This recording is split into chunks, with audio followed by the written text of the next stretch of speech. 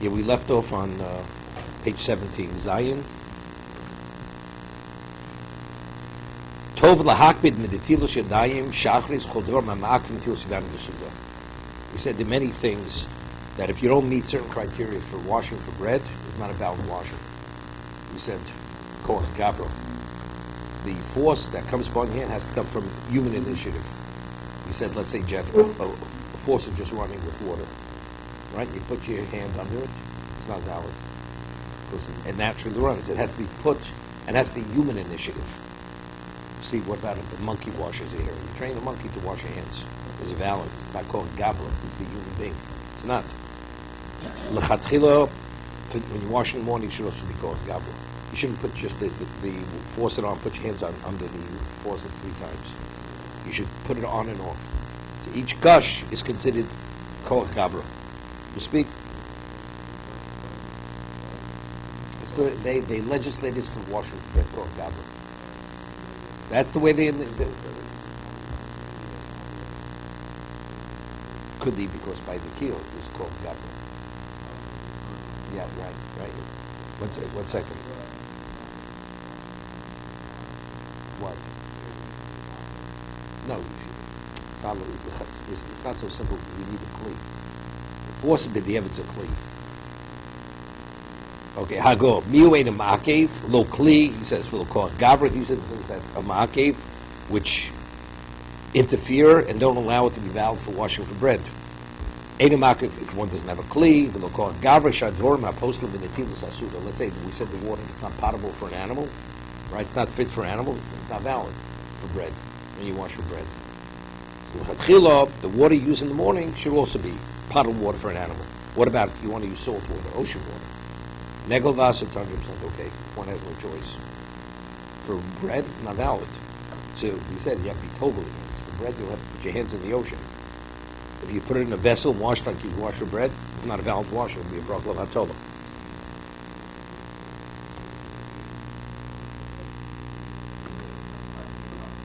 Sure, of course. It doesn't mean government makabel. It means a receptacle. It's a receptacle. No. We'll discuss later what happens if it has hole. It has to be a clean maxi revius. It has to hold a revius. Let's say you have a hole on this. No, so that's discussed later. If you have a hole in the side and it's at one side but not on the other. Well, let's say you have a cleave.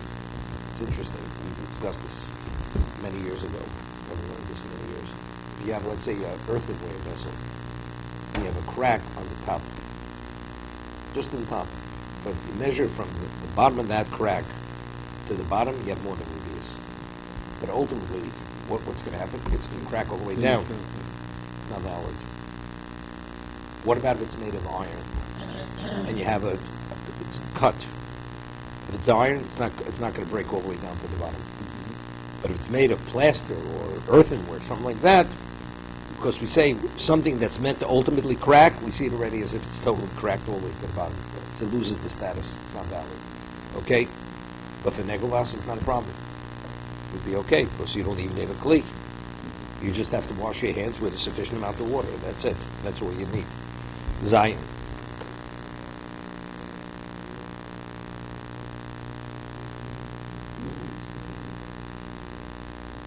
It has nothing to do with nothing. It's a question of its cleanliness. The Moshe says we should be kios.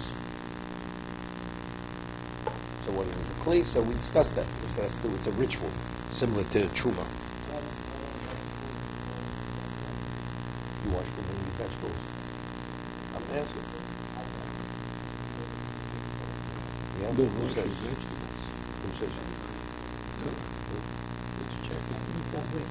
They're wet, and they're wet, and you eat them with your hands. If you eat it with your hands, a wet apple, you're supposed to either dry it or you have to wash your hands if you don't dry the apple. With a kli?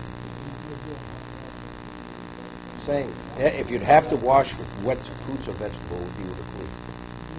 But it's a situation where you have to, of course, it's what you have to wash. Like I said, with cereal, it's wet, right? The cereal is wet with milk.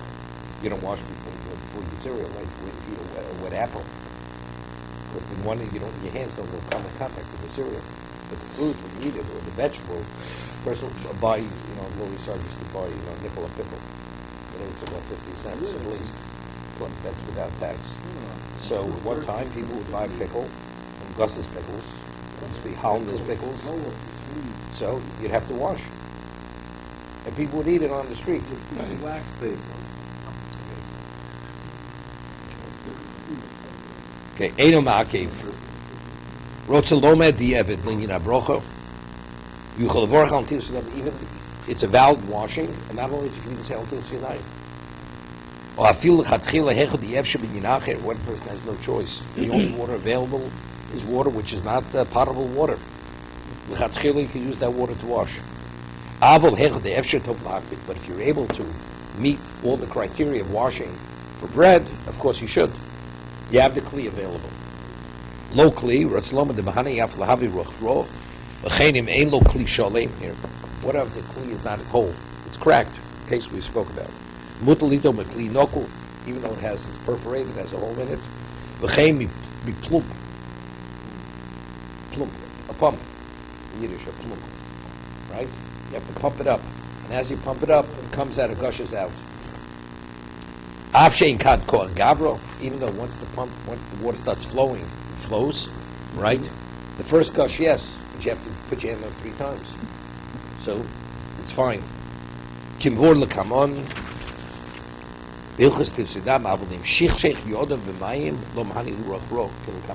What about a person who has a basin of water? He just swishes his hands around the water. It's nothing.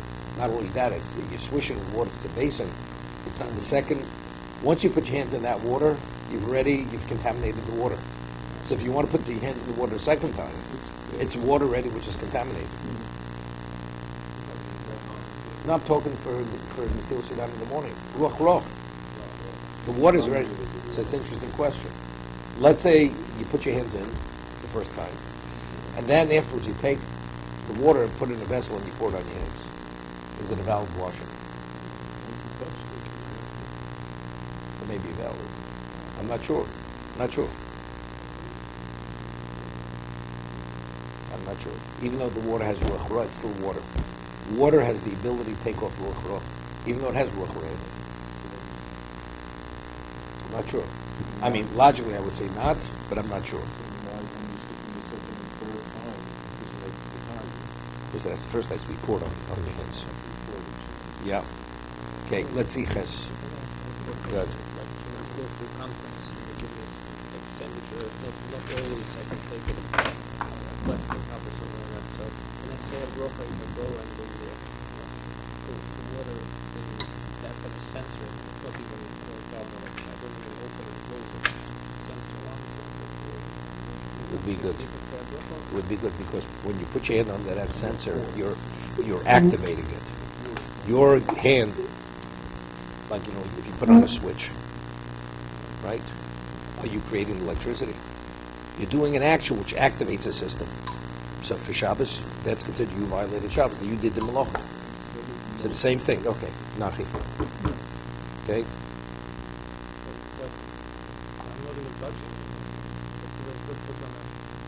It's valid. It's valid. But with sense, it's not so simple because it comes out. It has to come out a gush that can cover your hand. When you put some of them, it doesn't come out like that much water. It comes out, but if you put it on, with the old faucets, a lot more water comes out. It had very wide mouth, the faucet. So when you turned it, it was a gush. It's the reason we'll see later if the person wants to wash with a soda bottle. It has a very small opening. It just drips out. It's not so simple how to wash with it. It has to be like a continuous flow that you can cover your whole hand with it. You understand? You keep pouring. Because with one gush, it's not going to cover your hand. The amount of water that comes out. Because the opening is so narrow. You have a wide mouth vessel, so okay, so then it comes out. Okay, let's go a little further.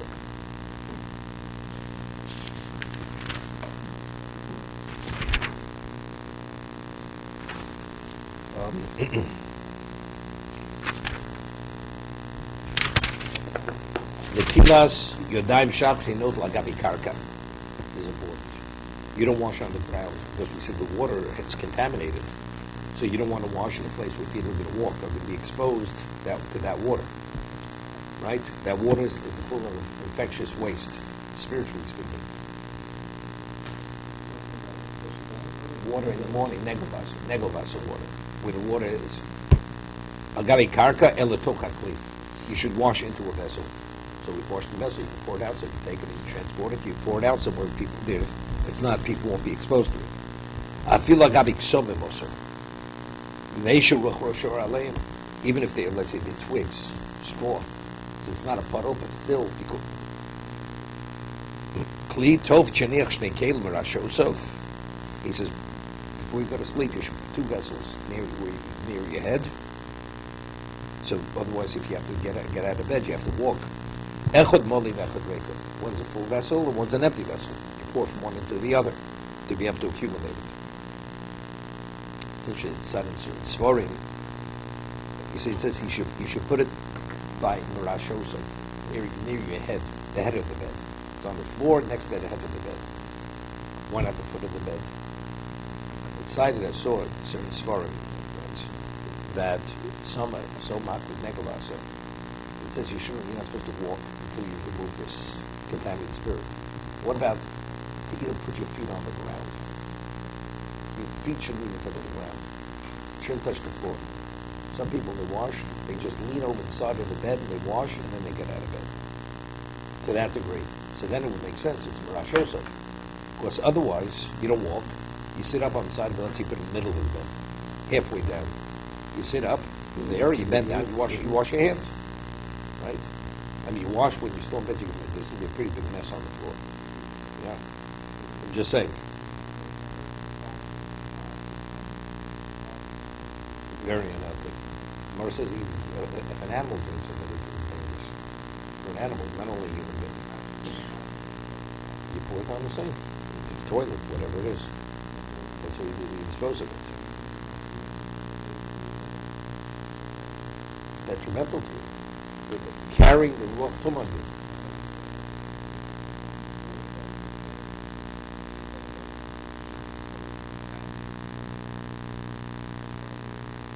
I'm not sure. Yeah, but it's a kula. That's a leniency. The whole house, right? Even one room to another room. As long as it's within the same structure, under the same roof, that's called Dawan Amos.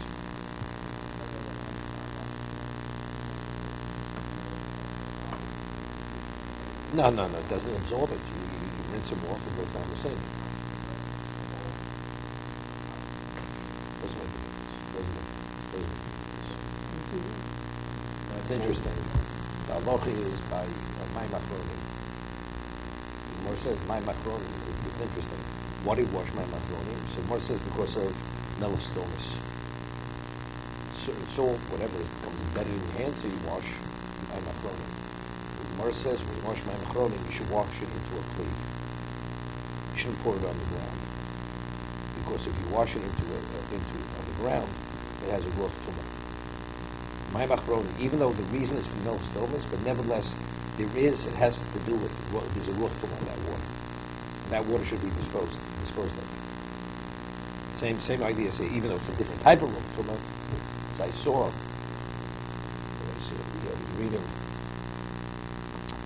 certain sefer, somebody put out, where he cites from Kubolim that, like the whole concept of Sola Azazel, going to the desert, that was for the Sultan. That was it. Because if you silence him, he's not going to prosecute him in Kippur. So therefore, since the whole idea of my machroni has that, you should only use a minimal amount of water.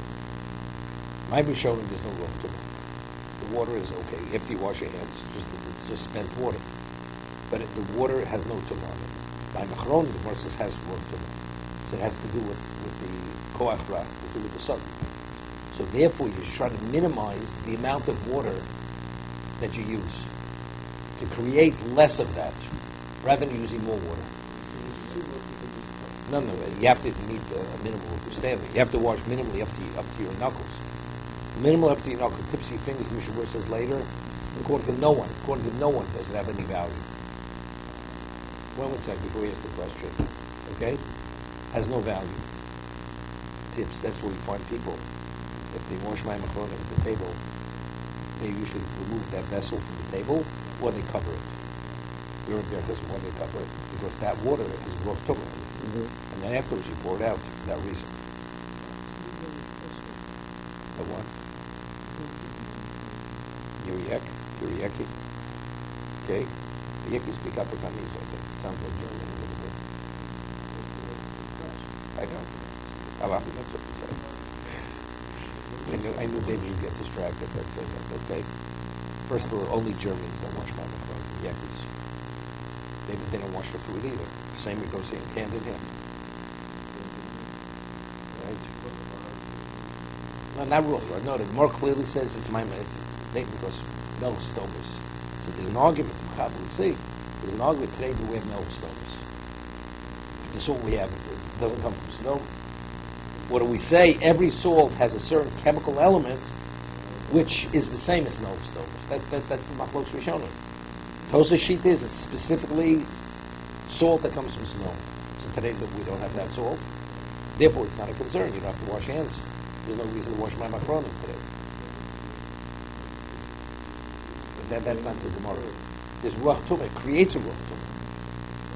No. Whatever it is, the reason is no stomas. Once you do it, it creates a ruach tumah. But if milk stomas has no relevant, it has no application, there's no ruach tumah either. I don't know. Don't know. I'm just telling you. If. Okay.